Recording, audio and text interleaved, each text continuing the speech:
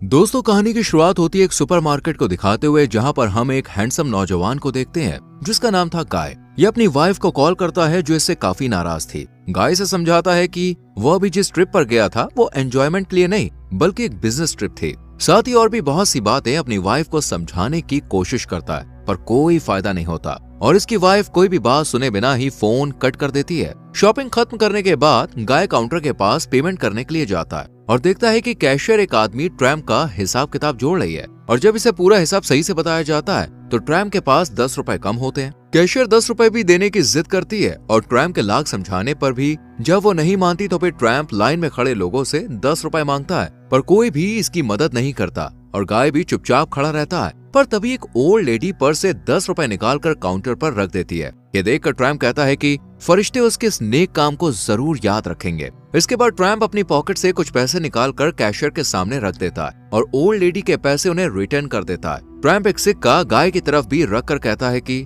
जब तुम इस कॉइन को देखोगे तो तुम्हें इस प्रेजेंट मोमेंट की याद आएगी। ट्रैम्प के जाने के बाद कैशियर गाय से 10 रुपए चेंज मांगती है और गाय इसे ट्रैम्प वाला ही सिक्का उठाकर दे देता है। वाइफ से कॉल पर बात करते हुए गाय बाहर अपनी कार के पास जाता है, तभी इसे ट्रैम्प सड़क किनारे बैठा हुआ नजर आता है। गाय इसके पास जाकर इसका सिक्का इसे लौटाते हुए कहता है कि जो मेरा नहीं है मैं उसे अपने पास नहीं रख सकता। ये सुनकर ट्रैम्प उससे पूछता है कि क्या तुम्हें जहन्नुम की आग से डर लगता है? क्या तुम हमारे नबी ईसा मसीह पर यकीन रखते हो? ट्रैम्प की इस बात पर गाय कहता है कि मुझे रिलीजन से खास लगाव नहीं है। इतना कहकर ये कार की तरफ बढ़ने लगता है और ट्रैम्प भी इसे फॉलो करते हुए इससे पूछता है कि तो फिर तुम्हारा यकीन किस चीज में है? गाय कहता है कि मैं रियलिटी पर ट्रस्ट करता हूँ। ट्रैम्प इसे नसीहत देते हुए कहता है कि फिर तो तुम मरने के बाद जहन्नुम में कीड़े मकोड़ों की खुराक बनोगे। क्या तुम इसी सजा के लिए लाइफ जी रहे हो? गुस्से में गाय कहता है कि मैं मैथमेटिक्स और साइंस का स्टूडेंट हूँ और मुझे कहानी किस्सों से ज्यादा प्रैक्टिकल चीजों पर यकीन है। गाय गुस्से से ट्रैम्प से पूछता है कि मेरी जिंदगी का तो कोई मकसद नहीं है,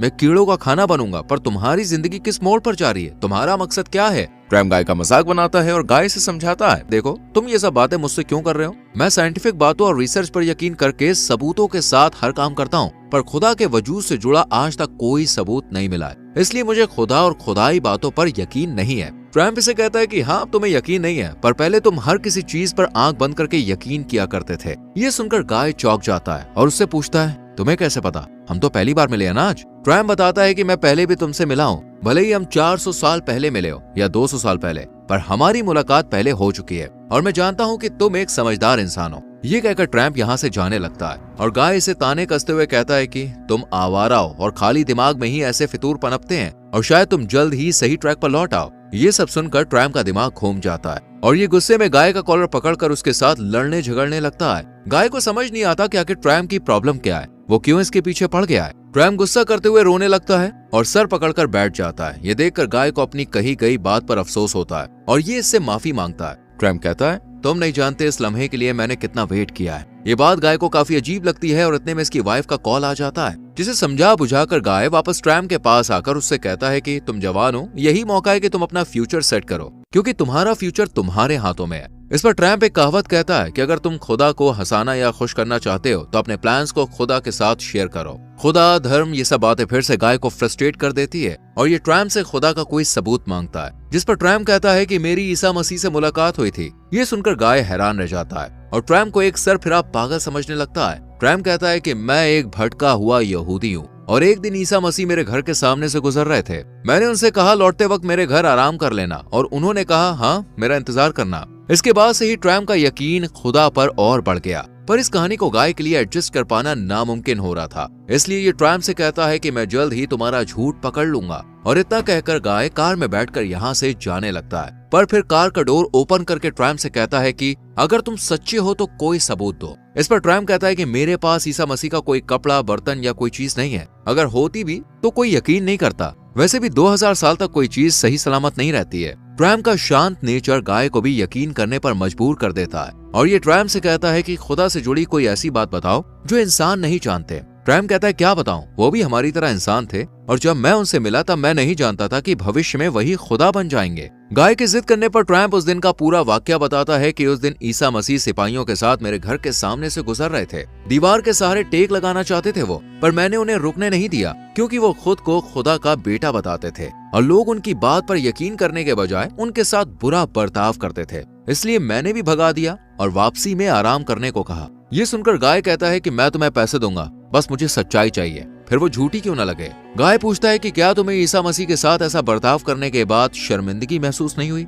इस पर ट्रैम्प कहता है कि मैंने सालों तक अपनी गलती का पश्चाताप किया, 100 साल तक पुजारी बनकर रहा, पर फिर भी कोई फरिश्ता मुझे बताने नहीं आया कि मुझे माफी मिल गई या फिर नहीं।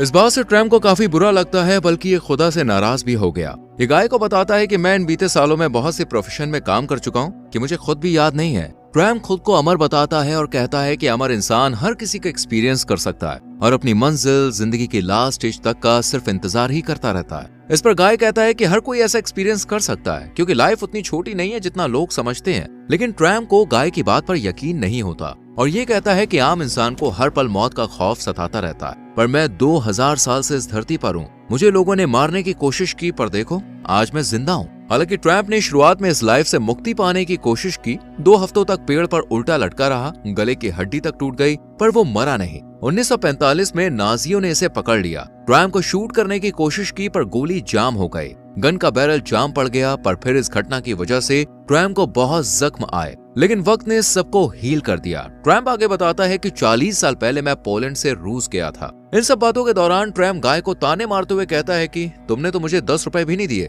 पर मैंने दे दिए। गाय जल्दी से पैसे निकालकर इसे वापस करता है और हैरानी से पूछता है, तुम्हारे पास सुपर पावर्स है क्या, या फिर दूसरे भिखारियों की तरह तुम भी कहानियां बना रहे हो? इस पर ट्रैम्प कहता है कि देखो, अगर मुझे झूठ बोलना होता तो मैं अमर होने की, ईसा मसीह की कहानी ना सुनाकर कोई साधारण सी कहानी बनाता। मैं जानता हूँ कि पागल और एक आम इंसान में क्या फर्क है। यही वजह है कि आज तक किसी डॉक्टर ने मुझे पागल नहीं कहा। ट्रैम्प इसे अपने शरीर पर सालों के हिसाब से बनाए गए निशान दिखाता है जो हजारों साल पुराने थे, पर उसे समझ में नहीं आ रहा था कि वो कैसे दुनिया को यकीन दिलाए कि वो 2000 साल से भटक रहा है। इसमें वो गाय की मदद मांगता है। इस पर गाय कहता है कि क्यों ना मैं तुम्हें मारकर ये साबित कर दूं कि तुम अमर नहीं हो, लेकिन फिर फंसने के डर से गाय इस प्लान को कैंसिल कर देता है। ट्रैम्प कहता है कि मैं अलग अलग देश भटकता रहा, मुझे बहुत सी भाषाएं आती है जिनके बारे में आज लोग जानते भी नहीं है। गाय अंतरिक्ष के बारे में ट्रैम्प से पूछता है। ट्रैम्प बताता है कि इतनी सारी आकाश गंगाएं हैं, तारे हैं, लेकिन फिर भी कोई आवाज नहीं, मानो ये सिर्फ एक सीनरी हो स्पेस की। इसकी नॉलेज को देखकर गाय भी हैरान होता है कि इस भिखारी को ये सब कैसे पता। ट्रैम्प बताता है कि मैंने ये सब किताबों से ही सीखा है। मेरी जिंदगी कुछ न कुछ एक्सपीरियंस करने, कुछ नया जानने में ही गुजर रही है,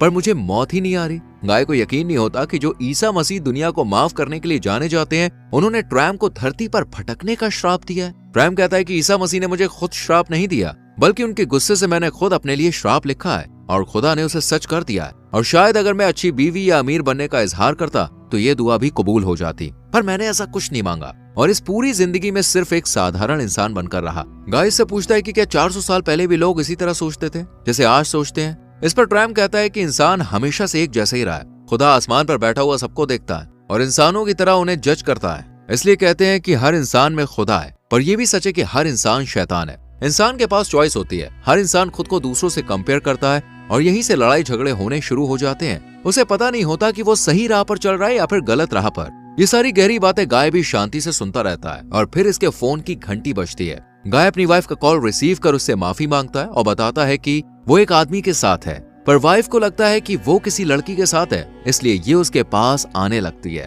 ट्रैम्प के पूछने पर गाय इसे बताता है कि इसकी वाइफ ईसा मसीह को बहुत मानती है। इन सारी बातों के दौरान गाय को लगने लगता है कि खुदा के वजूद को गलत साबित करना उतना ही मुश्किल है जितना कि सही साबित करना है। ट्रैम्प इसे समझाता है कि हमें किसी की खुशी पर सवाल नहीं उठाने चाहिए, क्योंकि खुशी भी यकीन का ही हिस्सा है। ट्रैम्प आगे कहता है कि इंसान की उम्र बदलती है, रूप बदलता है, पर एहसास वही रहता है। बुढ़ापे का नाम सुन गाय को थोड़ा सा डर लगने लगता है और वो सोचता है कि लोगों ने धर्म इसलिए बनाया है ताकि वो दूसरी जिंदगी को पाने का ख्वाब सजा सके। गाय को लग रहा था कि ट्रैम्प उसे बेवकूफ बना रहा है और सच जानने के लिए गाय ट्रैम्प से कहता है कि अगर तुम 2000 साल से भटक रहे हो तो तुम्हें कोई तो खास बात पता ही होगी ना, वो बताओ।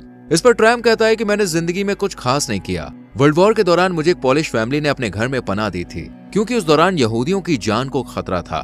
ये सुनकर गाय कहता है कि वो टाइम काफी खतरनाक था ना, और लोग भी काफी बेरहम थे। इस पर ट्रैम्प कहता है नहीं, ऐसा कुछ नहीं है। इंसान दरिये जैसा है जो चाहे कितने ही बहले आगे बढ़ जाते हैं पर उनका रास्ता वहीं रहता है। यानी इंसान हमेशा से एक जैसे रहे हैं, उनका बर्ताव हमेशा सेम ही रहता है। गाय से पूछता है कि क्या खुदा एक ऐसा पत्थर बना सकता है जिसे वो खुद भी ना उठा पाए?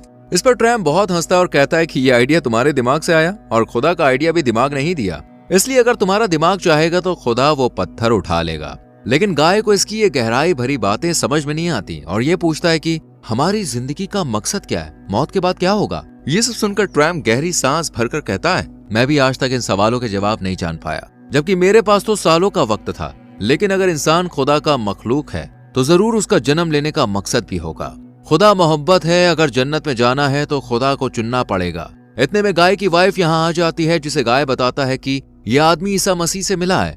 पर वाइफ को यकीन ही नहीं होता और वो सोचती है कि गाय उसे बेवकूफ बना रहा है, इसलिए वो यहाँ से चली जाती है। इतने में एक भटकता हुआ आदमी आता है और ट्रैम्प से कहता है कि चलो भाई काम करना है। ट्रैम्प इसके साथ चला जाता है और अपने पीछे कई सवाल छोड़ जाता है, जैसे क्या सच में खुदा है, इंसान का मकसद क्या है, वगैरह वगैरह। और इसी के साथ ये मूवी खत्म हो जाती है। दोस्तों, अगर आपको ये मूवी एक्सप्लेनेशन अच्छी लगी हो तो लाइक और शेयर जरूर करें और चैनल को सब्सक्राइब करके बेल आइकॉन प्रेस करें, जिससे आने वाली मूवीज एक्सप्लेनेशन आपसे मिस ना हो। मिलते हैं अगली वीडियो में। Till then bye bye, take care.